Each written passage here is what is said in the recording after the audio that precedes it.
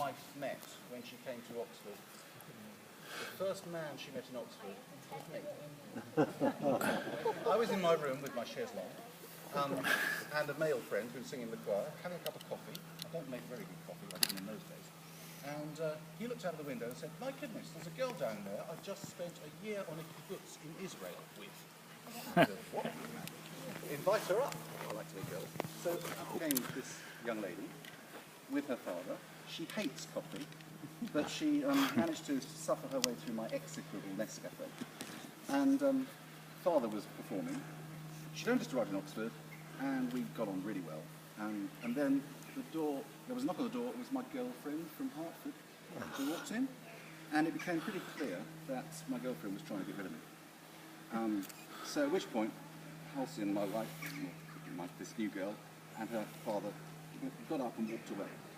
And I thought, fine, that's the end of that. And a week later, there was a little timorous knock on my door saying, "Thank you very much for inviting me for coffee on my first day. Would you like to come to tea? I've got some friends coming from my old public school." So I wandered over to see her a week later for tea. And it so happened that by then, my girlfriend had chucked me, but I had bought some tickets for a ball, a big ball in London.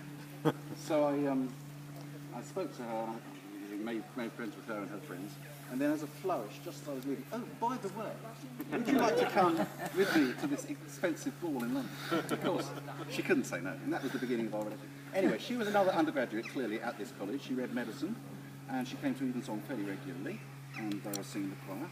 And then when we finally decided came back from France, living in France for a year, we finally decided we were still in love with each other, and we decided to get married. So we got married in the chapel, and we had our reception here. And I had a harpist, and there's a photograph of us in one of those little crannies doing the kiss.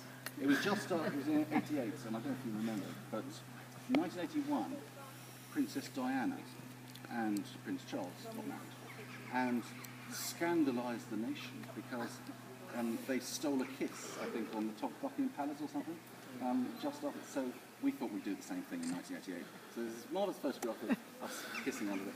I just thought I'd mention it because somebody said to me as we walked in, "That would be a good place to go and take our photograph." So if you feel like going and kissing each other...